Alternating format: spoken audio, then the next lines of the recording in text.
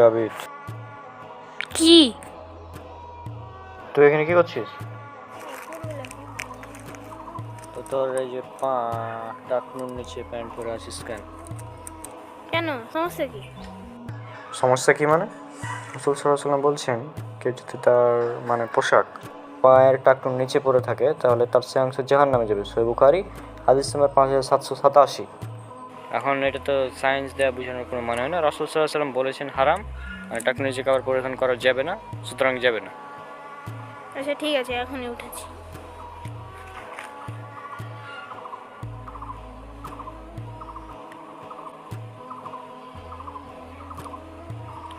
এটা উঠালছো ভালো কথা, তবে এটা আসলে কেটে নেওয়া উচিত সবে পাক, এটা উত্তম বেশি। আশা করছি বুঝতে পেরেছো। এখন নামাজে যেতে হবে, চলো।